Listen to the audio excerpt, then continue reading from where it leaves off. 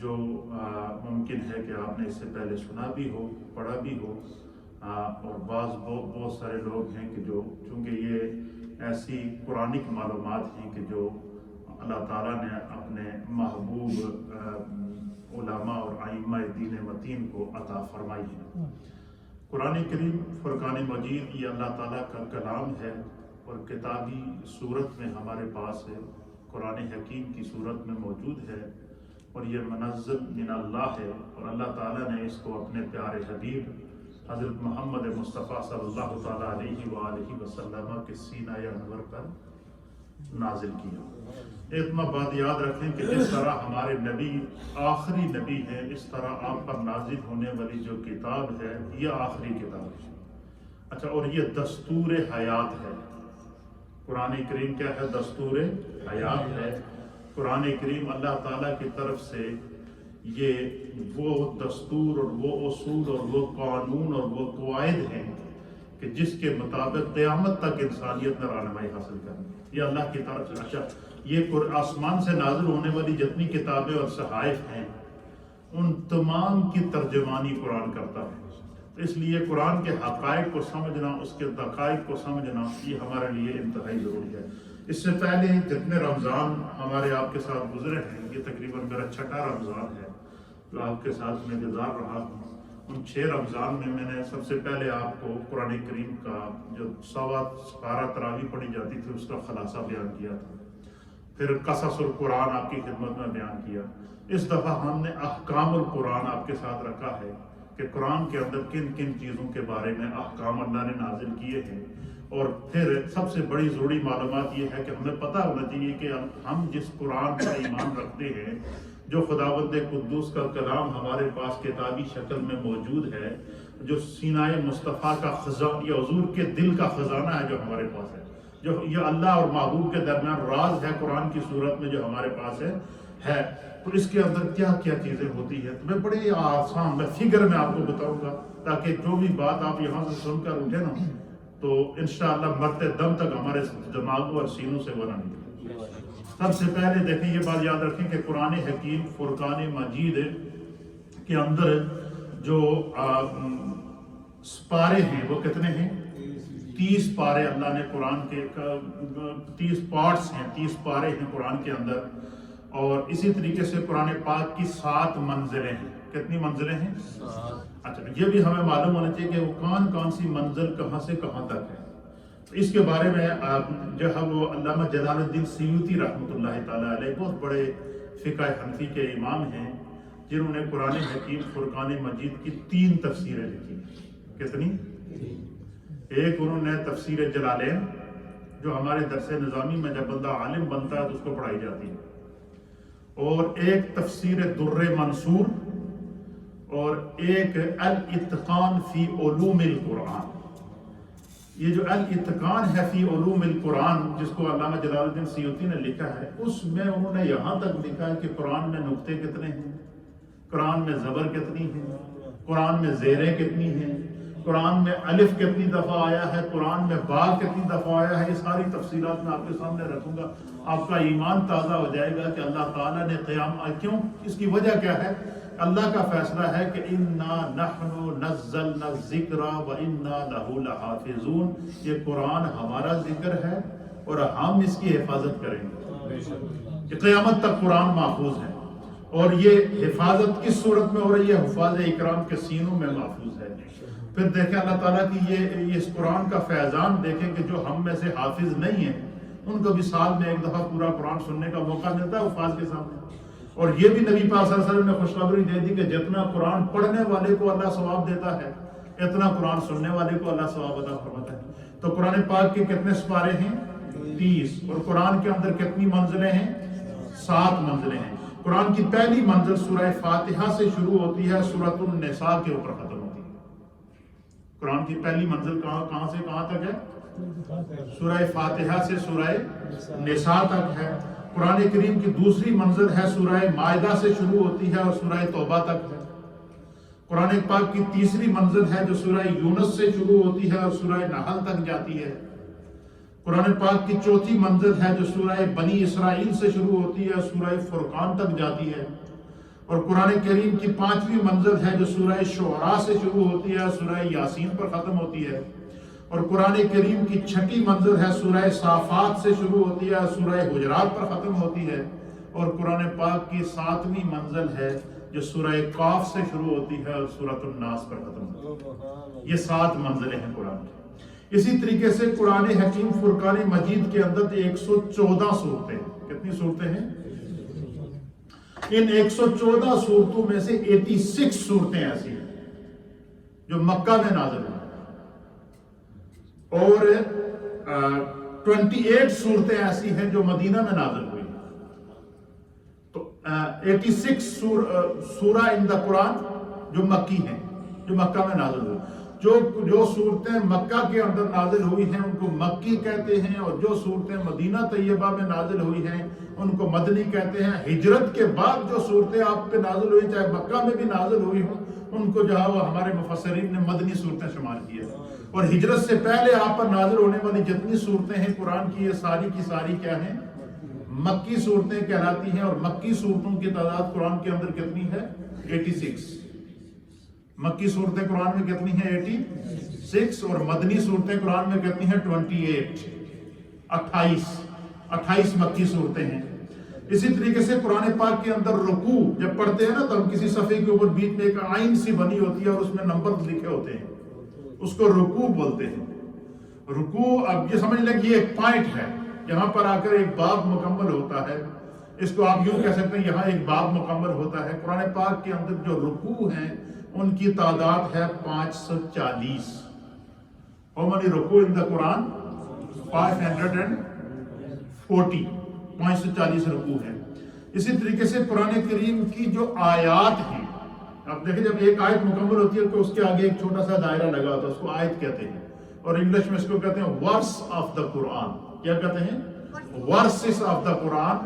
تو قرآن کریم کے اندر جو ورسز ہیں، جو آیات ہیں، ان کی جو تعداد ہے وہ علامہ جلال الدین سیوطی نے الاتقان کے اندر نقل کی ہے۔ آپ فرماتے ہیں کہ قرآن کریم کے اندر 6666 آیات ہیں۔ 6666 ورسز ان دا قرآن۔ یہ قرآن پاک کے اندر کتنی آیات ہیں؟ 666۔ صورتیں کتنی ہیں؟ 114۔ منزلیں کتنی ہیں؟ 7۔ مکی صورتیں کتنی ہیں؟ 86 اور مدنی صورتیں کتنی ہیں؟ 28۔ اسی طریقے سے قرآن حکیم فرقان مجید کے اندر اللہ نے مختلف احکام نازل کیے ہیں۔ یہ مختلف احکام ہیں، کہیں قصص ہیں، کہیں وعدے ہیں، کہیں وعید ہیں۔ وعدہ کہتے ہیں کہ اللہ تعالیٰ نے جو ہے وہ قرآن کے اندر خوشخبری نازل کی ہے کہ تم نماز پڑھو گے، نیک اعمال کرو گے تو اس کے بدلے میں تمہیں اللہ کیا عطا فرمائے گا؟ جنت عطا فرمائے گا۔ پھر ساتھ میں جنت کا محل وقوع بھی بتا دیا کہ جنت کے اندر کیا ہے؟ فرمایا جنات تجری من تحتها الانہار، اس میں دودھ کی نہریں ہیں، اس میں شہد کی نہریں جاری ہیں، اس کے اندر خدا نے ہر نعمت رکھی ہے۔ پھر بعض جنتوں کا تعارف کراتے ہوئے جو بہت زیادہ اولیاء اللہ ہیں، نیک لوگ ہیں، جنہوں نے اپنی زندگی نافرمانی میں نہیں گزاری ہے، اللہ نے ان کے لیے گھر بھی اسپیشل بنایا۔ اپر کلاس جنت کے اندر اللہ نے ان کو دی ہے، اور وہ کیا ہے؟ جنات عدن۔ فرمایا کہ ان کو جنت کی جو دیواریں ہیں وہ ڈائمنڈ کی بنی ہوئی۔ عدن عربی میں ڈائمنڈ کو کہتے ہیں، موتی کو کہتے ہیں، کہ وہ جنات عدن تجری من تحتها الانہار، کہ ان لوگوں کے لیے اللہ نے ایسی جنتیں بنائی ہیں کہ جس کی دیواریں ڈائمنڈ کی بنی ہوئی، جس کے اندر خدا نے طرح طرح کی نعمتیں رکھی ہیں۔ تو قرآن حکیم فرقان مجید کے اندر مختلف جو ہے وہ اللہ تعالیٰ نے اس کو مختلف حصوں میں تقسیم کیا، اور مختلف حصوں کے اندر تھوڑا تھوڑا کر کے اللہ تعالیٰ نے قرآن کریم فرقان مجید کو جو ہے وہ ہمارے نبی صلی اللہ علیہ وسلم کے سینے پر 22 سال اور 5 ماہ 22 ایئر اور 5 منتھ میں پورا قرآن اللہ نے نازل کیا۔ حالانکہ آپ دیکھیں کہ پچھلی جو کتب سابقہ ہیں ان کو اگر ہم دیکھیں تو پوری کی پوری نازل ہو گئی، لیکن 22 سال اور 5 مہینے میں پورے قرآن کو تھوڑا تھوڑا کر کے کیوں نازل کیا؟ تاکہ نبی پاک صلی اللہ علیہ وسلم کے سامنے آپ کی امت اس پر عمل کر سکے اور قیامت تک کے لیے قرآن اور اس کے احکام محفوظ ہو سکے۔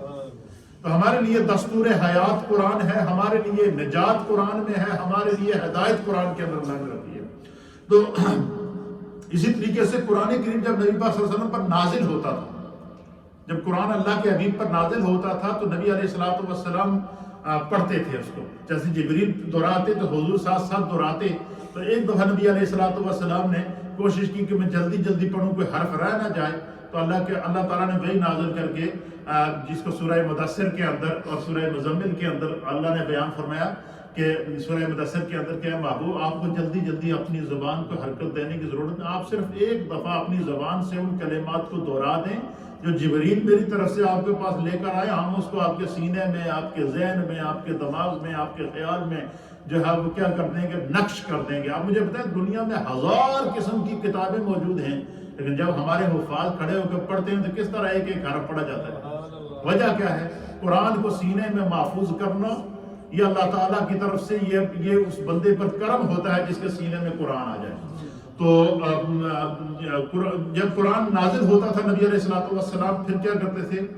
اس کے نزول کے بعد صحابہ کو لکھوا لیتے تھے، وہ آیت، یہ آیت نازل ہوئی، یہ سورت نازل ہوئی، تو نبی پاک صلی اللہ علیہ وسلم کے سامنے بیٹھے ہوئے صحابہ جو وحی نازل ہوتی تھی اس کو لکھتے تھے، ان کو کاتبان وحی کہتے ہیں۔ کیا کہتے ہیں؟ رائٹر آف دا وحی۔ کاتبان وحی کا کیا معنی ہے؟ رائٹر آف دا وحی، کہ جو قرآن نازل ہوتا تھا نبی علیہ الصلوۃ والسلام پہلے اس کو دہرانے کے بعد اللہ ان کے سینے میں اور ذہن میں اس کو محفوظ کر دیتا، پھر حضور اس کو لکھوا دیتے تھے تاکہ میری امت تک کے لیے قیامت تک یہ محفوظ ہو جائے۔ تو کاتبان وحی، رائٹر آف دا وحی جو ہوتے تھے، جو قرآن کو لکھتے تھے، ان کی تعداد تھی 40۔ کتنی تعداد تھی؟ کاتبان وحی کی تعداد 40 تھی، 40 صحابہ تھے جو اس قرآن پاک کو لکھتے تھے۔ اللہ اکبر۔ پھر اسی طریقے سے قرآن پاک کے اندر احکامات نازل ہوئے، اور احکامات کیا نازل ہوئے؟ قرآن پاک کے اندر آیات وعدہ، اللہ تعالیٰ نے وعدہ فرمایا کہ یہ چیز میں نے اپنے محبوب کے نیک امتیوں کو، اہل ایمان کو دینی ہے۔ کیا کیا ہے؟ اللہ بندوں سے وعدہ فرماتا ہے کہ اگر تم نماز پڑھو گے تو تمہیں یہ انعام ملے گا، زکوٰۃ دو گے تو یہ انعام ملے گا، حج کرو گے تو یہ انعام ملے گا، نیکی کرو گے تو یہ انعام ملے گا، جو ہے وہ حقوق ادا کرو گے تو یہ انعام ملے گا، فرائض ادا کرو گے تو یہ انعام ملے گا۔ ان آیات کو آیت وعدہ کہتے ہیں۔ کیا کہتے ہیں؟ آیت وعدہ۔ دیکھیں ہم سے اگر کوئی بندہ وعدہ کرے تو ہم اس کو یاد دلاتے ہیں کہ یار آپ کو یاد ہے نا، بھول نہیں جانا، آپ نے ہم سے وعدہ کیا ہے۔ اسی طریقے سے اللہ نے نبی پاک کی امت سے وعدہ کیا ہے، اور قرآن کے اندر ان آیات کو آیت وعدہ کہتے ہیں، اور وہ ایک نہیں دو نہیں، قرآن کے اندر نازل ہونے والی آیت وعدہ کی تعداد 1000 ہے۔ 1000 آیات وعدہ ہیں۔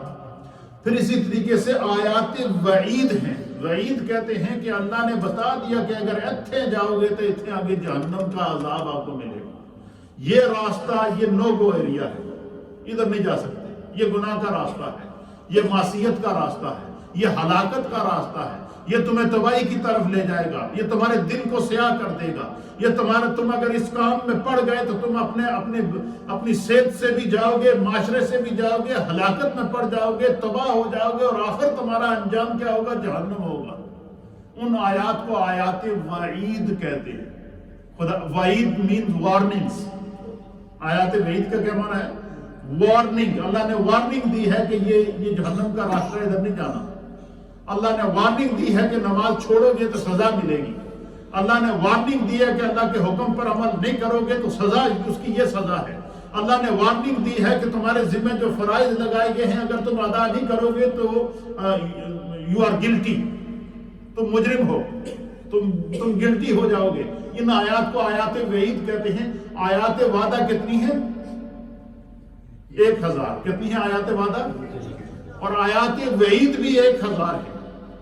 جس طرح اللہ تعالیٰ نے جنت کا اور جنت کے اندر ٹھکانہ دینے کا وعدہ فرمایا ہے 1000 آیات کے اندر، اسی طرح جہنم سے بچنے اور جہنم سے دور رہنے کی وارننگ، اور گناہوں سے بچنے اور گناہوں کی نشاندہی کر دی۔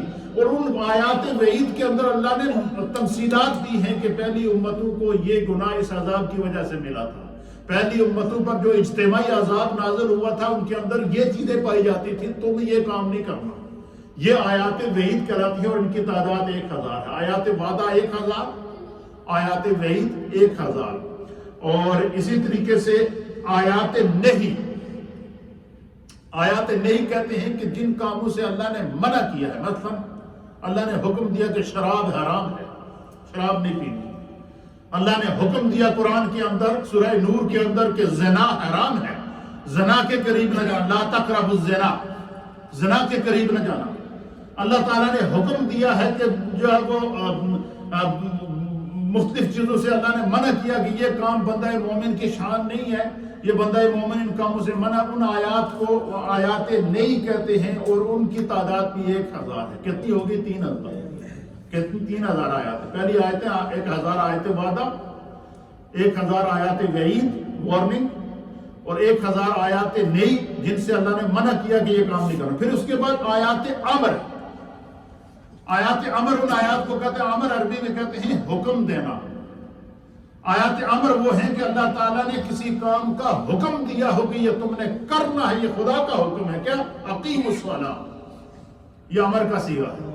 اقیموا الصلاۃ، نماز قائم کرو، یہ امر کا صیغہ ہے، یہ اللہ کا حکم ہے، اس سے کوئی مفر نہیں ہے.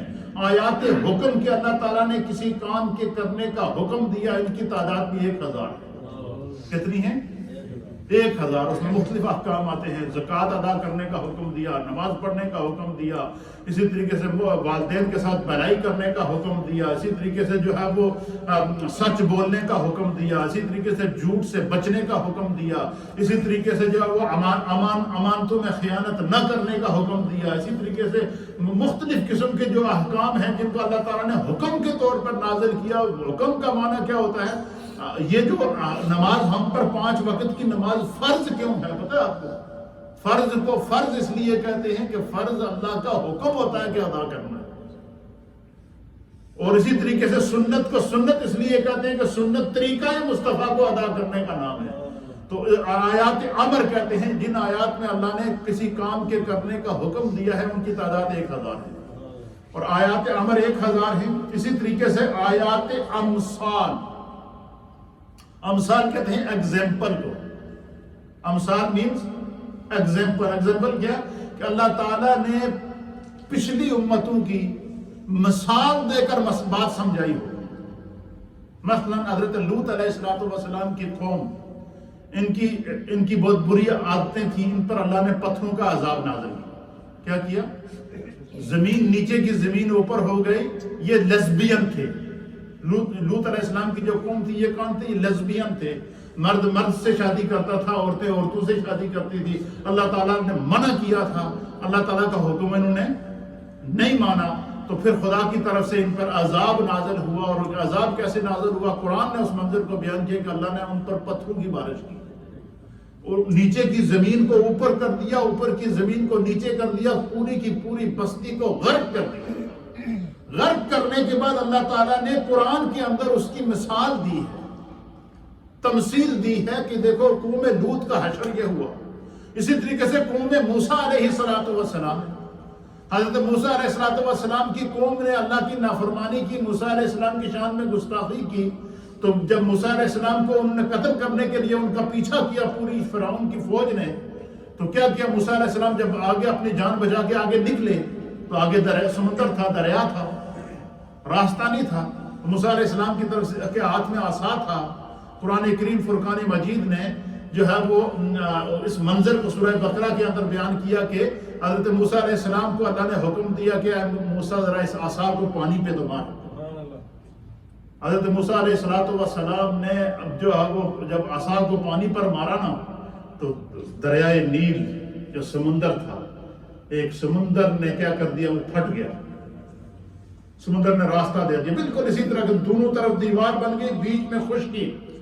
موسیٰ علیہ السلام اس میں سے گزر رہے ہیں، فرعون کی فوجیں پیچھے پیچھے پیچھے پیچھے پیچھے پیچھے آ رہی ہیں. جب پورا دریا سمندر کراس کر کے موسیٰ علیہ السلام دوسری طرف گئے تو پیچھے وہ اسی راستے کے اوپر جیسے ہی فرعون کی فوجیں آئی، فرعون سب سے آگے تھا اپنی فوج میں، اور جب وہ کنارے پر پہنچا اور پیچھے پوری فوج دریا کے اندر آئی تو اللہ تعالیٰ نے دریا کو حکم دیا کہ اوپر سے مل جائے.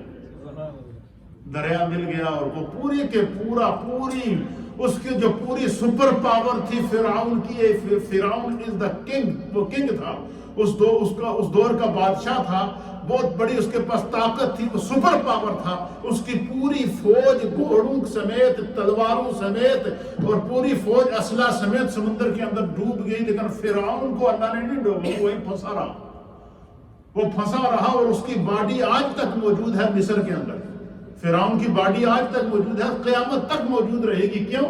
قرآن فرماتا ہے کہ یہ اس کو انسانیت کے لیے اللہ نے عبرت بنایا ہے۔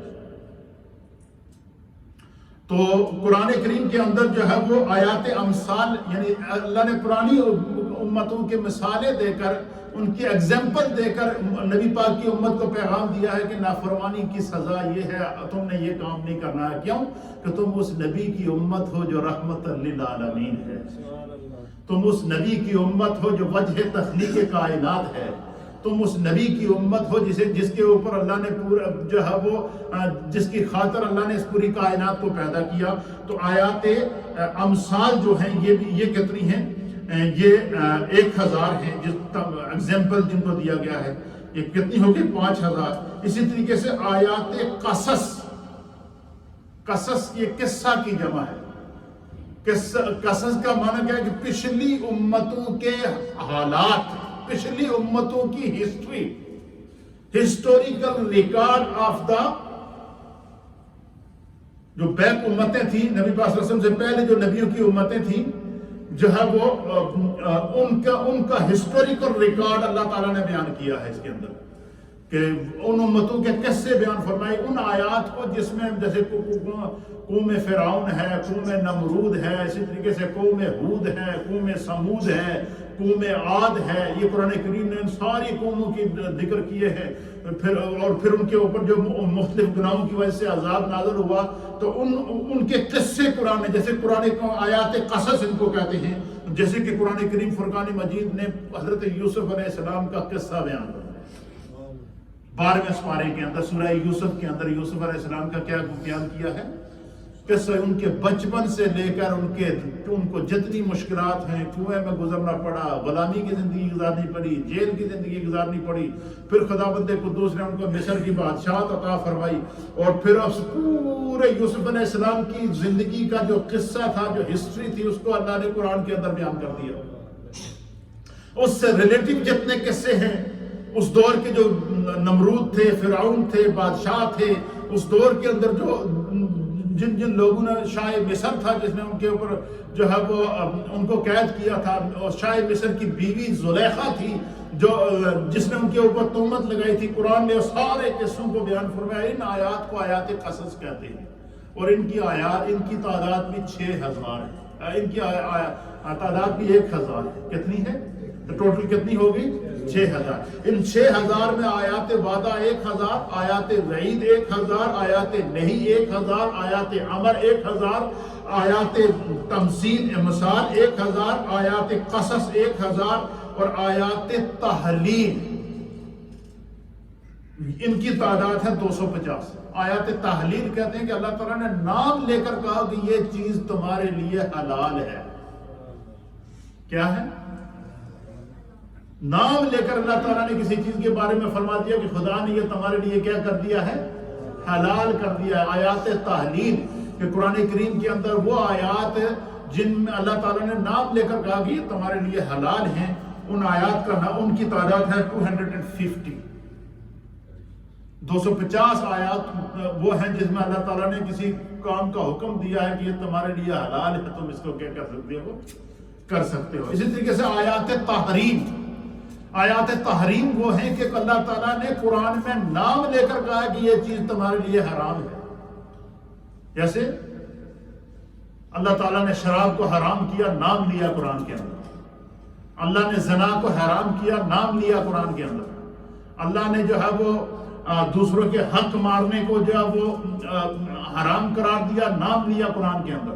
اسی طریقے سے ان آیات کو آیات تحریم کہتے ہیں کہ اللہ تعالیٰ نے جو ہے وہ کسی چیز کا نام لے کر اس کو حرام کیا ہو، ان کی تعداد بھی 250 ہے۔ 250 آیات تحلیل، حلال امور کے متعلق 250 آیات ہیں، حرام امور کے متعلق جن چیزوں کا نام لے کر اللہ نے حرام کیا ان کی تعداد 250 آیات ہیں.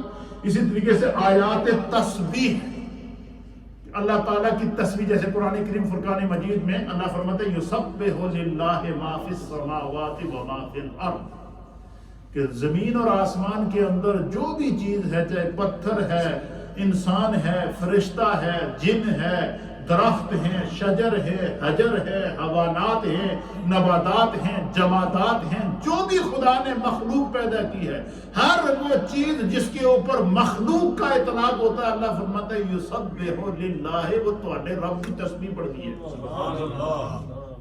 اور کیسے تسبیح پڑھتی ہے؟ قرآن نے اس منظر کو بیان فرمایا.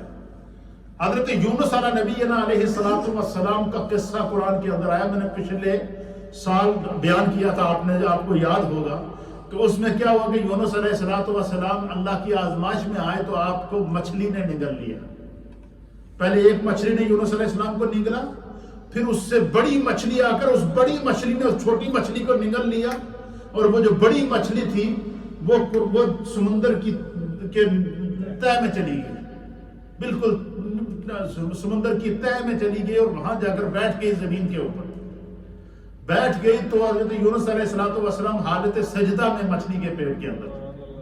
تو یونس علیہ السلام فرماتے ہیں کہ جب میں مچھلی کے پیٹ کے اندر تھا تو ایک عجیب و غریب میں نے منظر دیکھا کہ سمندر کے اندر اللہ کی تسبیح کی اتنی آوازیں آ رہی تھیں، اس طرح آواز آ رہی، سبحان اللہ سبحان اللہ سبحان اللہ سبحان اللہ و بحمدہ سبحان اللہ و بحمدہ. یونس علیہ السلام نے مثال دی ہے کہ جس طرح کہ شہد کی مکھیاں آپ نے دیکھی ہے نا، کہ شہد کی مکھیاں ہزاروں اور لاکھوں کی تعداد میں جب جمع ہو کر اڑتی ہیں تو ان کے اندر ایک آواز آتی ہے بنبناہٹ کی. وہ آواز کیا ہوتی ہے؟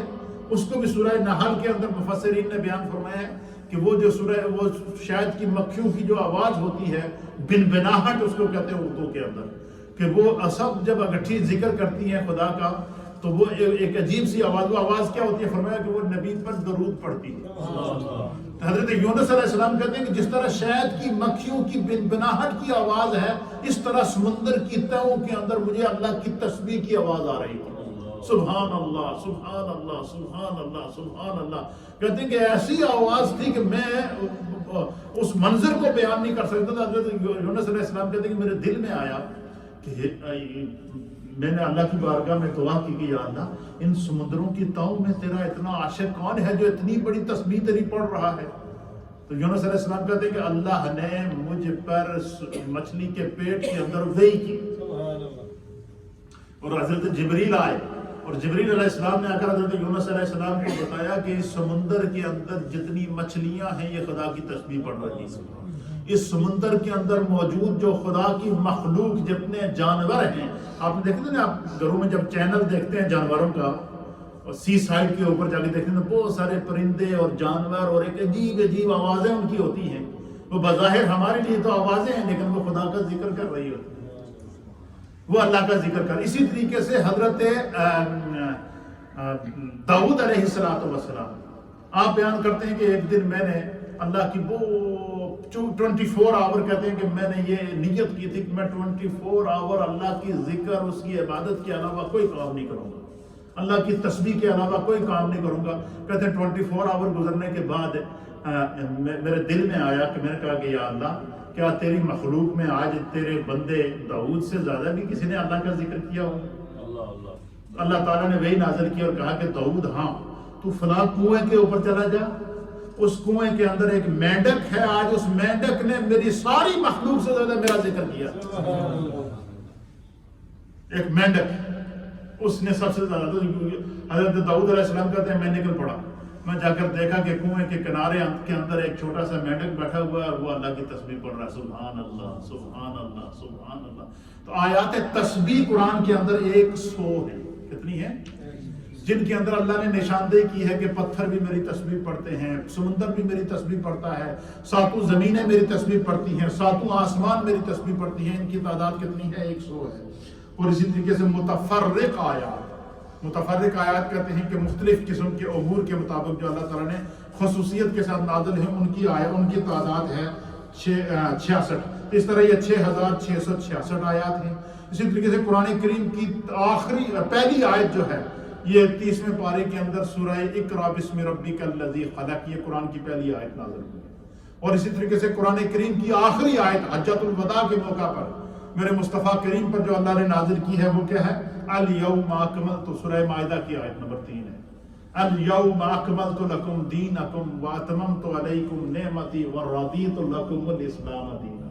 تو قرآن کی پہلی آیت، اچھا یہ بھی یاد رکھیے گا، اب اس میں آپ یہ سوال کر سکتے ہیں کہ بھئی یہ کیسے ممکن ہے کہ جو قرآن کی سارے جو پہلی آیت نازل ہوئی ہے اس کو 30ویں پارے میں لکھا گیا ہے، جڑی قرآن کی سارے تھی آخری آیت نازل ہے اس کو سورہ مائدہ میں لکھا گیا ہے۔ جب ہم پڑھتے ہیں تو پہلی آیت تو الحمدللہ رب العالمین سورہ فاتحہ کی ہے۔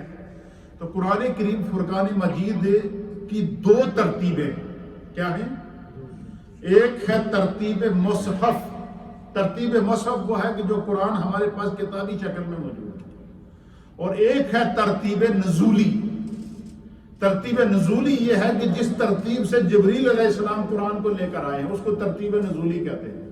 ترتیب نزولی وہ ہے کہ پورے کا پورا قرآن اس ترتیب میں آسمان دنیا پر اللہ نے نازل کیا ہے، اور پھر وہاں سے احکام کی صورت میں ہمارے پاس قرآن آیا جیسے جیسے ہمیں چیزوں کی ضرورت پڑتی۔ پھر نبی علیہ السلام کو چونکہ اللہ تعالیٰ نے کائنات و ما فیہا کی ہر شے کا علم عطا فرمایا تھا، اس لیے میرے مصطفیٰ کریم صلی اللہ تعالیٰ علیہ وآلہ وسلم جب قرآن نازل ہوتا تو صحابہ کو فرماتے کہ اس آیت کو فلاں صورت میں لکھ دو۔ یا مصطفیٰ آسمان پر بھی نظر رکھتے تھے کہ جو ترتیب نزولی ہے وہ کس طرح ہے، جو ترتیب موسم ہے وہ کس طرح ہے، اس کو فلاں جگہ لکھ دو، اس کو فلاں جگہ لکھ دو، اس کو فلاں جگہ۔ 40 کاتبان وحی کو میرے مصطفیٰ کریم نے پھر جو ہے وہ احکام کے مطابق صورتوں کو، آیات کو قرآن کے اندر لکھوایا، جو ہمارے سامنے قرآن کتابی شکل کے اندر موجود ہے۔ یہ معلومات ہیں، یہ مسلمان کی حیثیت سے ہمیں جاننی چاہیے، بڑی ہسٹوریکل معلومات ہیں قرآن کریم کے مطابق۔ پھر اسی طریقے سے علامہ جلال الدین سیوطی نے رحمۃ اللہ تعالیٰ علیہ نے اس کے اندر لکھا، قرآن پاک کے اندر 14 سجدے، کتنے جو واجب ہیں، یہ امام اعظم ابو حنیفہ کے نزدیک، اور امام شافعی کے نزدیک قرآن پاک میں 15 سجدے۔ ہمارے ہم حناف ہیں، ہمارے نزدیک قرآن پاک میں کتنے سجدے ہیں؟ ان آیات کو جن کے اندر سجدے ہیں ان آیات کو آیات سجدہ کہتے ہیں، اور قرآن پڑھتے ہوئے جب بھی آپ کو آیت سجدہ آئے تو حکم یہ ہے کہ قرآن کو بند کر کے سجدہ کر لو، کیونکہ یہ واجب ہوتا ہے۔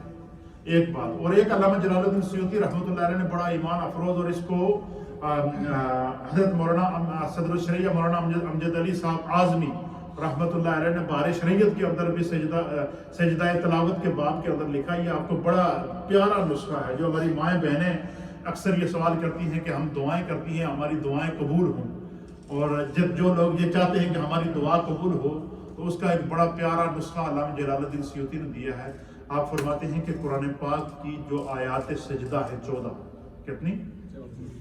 بندہ اگر کوئی ایسا کام پھنس گیا ہے کہ بندہ کہے کہ بھائی یہ کام میرا ہونا چاہیے، یہ دعا میری فوراً قبول ہو، فرمایا کہ وہ بیٹھے قرآن پاک کھولے، پہلے سے نشاندہی کرے کہ پہلی آیت سجدہ کون سے سپارے میں کہاں پر ہے، دوسری کون سے میں ہے، تیسری کون سے میں ہے، وہ ساری نشاندہی، بلکہ ان 14 آیات سجدہ کو مولانا امجد علی صاحب نے بہار شریعت کے اندر لکھ بھی دیا ہے۔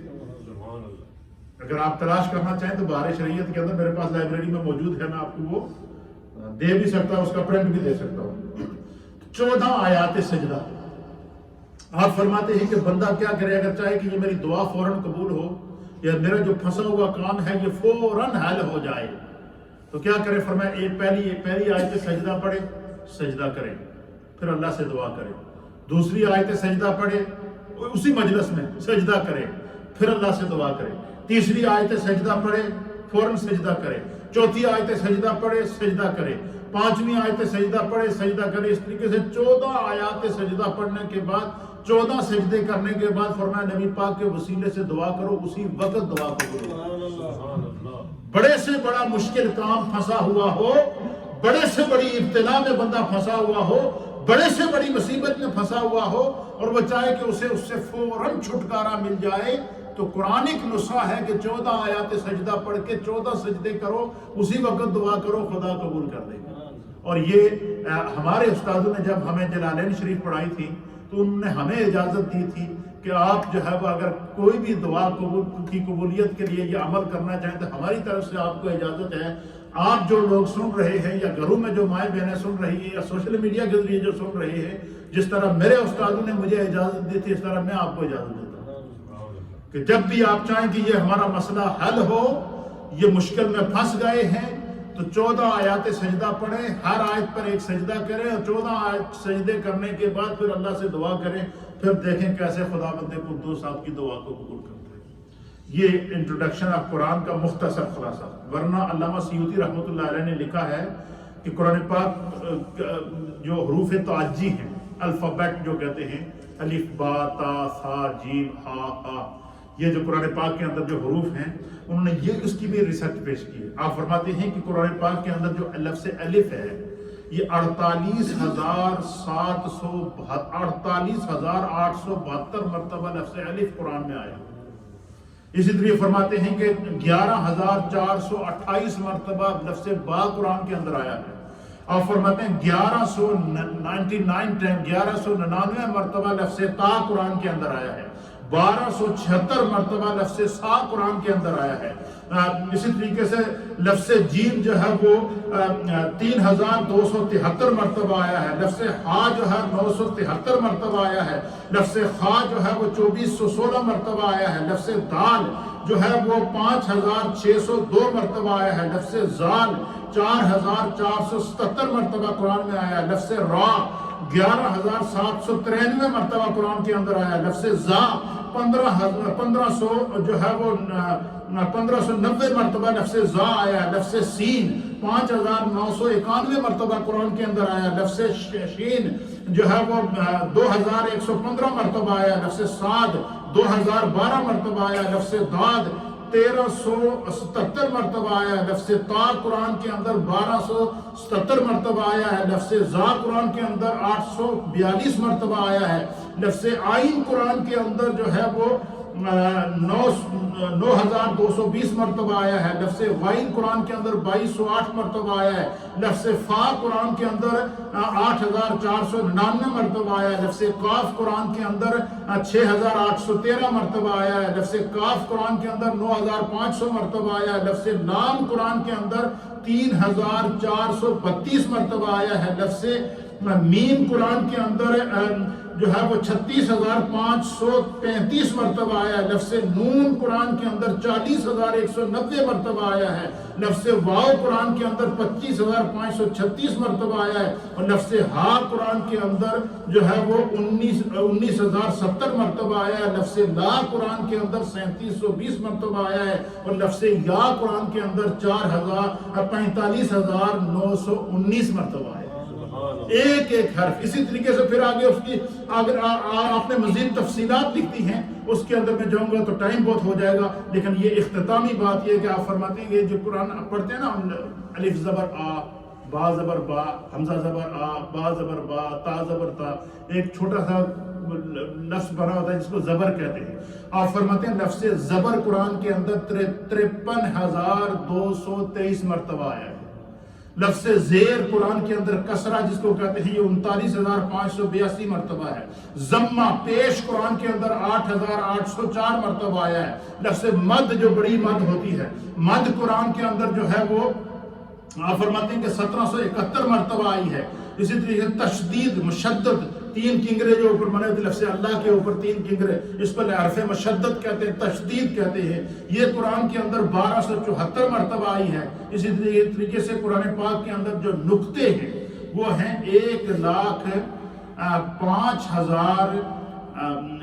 1,05,684 قرآن کے حروف کے اوپر اور نیچے نقطے ہیں. یہ ہے انٹروڈکشن آف قرآن. اب یہ دیکھیں ہمارے علماء نے، ائمہ نے قرآن کی کیسے ریسرچ پیش کیا. زیر، زبر، اور یہ قرآن وہ واحد کتاب ہے کہ جس کا ایک ایک حرف محفوظ ہے، ایک ایک زبر محفوظ ہے، ایک ایک کلمہ محفوظ ہے، ایک ایک آیت محفوظ ہے، ایک ایک حکم محفوظ ہے. تو چونکہ میں نے اس پورے رمضان میں آپ کے سامنے احکام القرآن بیان کرنا تھا، اس لیے ضروری سمجھا کہ میں نے اس سے پہلے آپ کے سامنے انٹروڈکشن آف قرآن پیش کروں. تو یہ تعارف تھا قرآن کا. بحیثیت مسلمان ہمیں اس کا علم ہونا چاہیے اللہ تعالیٰ اپنی بارگاہ میں قبول اور منظور فرمائے. تھوڑا سا ذکر اور پھر دعا کرتے ہیں. آج کا جو خوبصورت پروگرام ہے، آپ جتنے لوگ بیٹھے ہیں یا جو سن رہے ہیں، آپ سب کے مرحومین کے اصالِ ثواب کے لیے اپنے اپنے مرحومین کے اصالِ ثواب کی نیت کر لیں. تھوڑا سا میرے ساتھ ذکر کر. بسم اللہ. اللہم صلی علی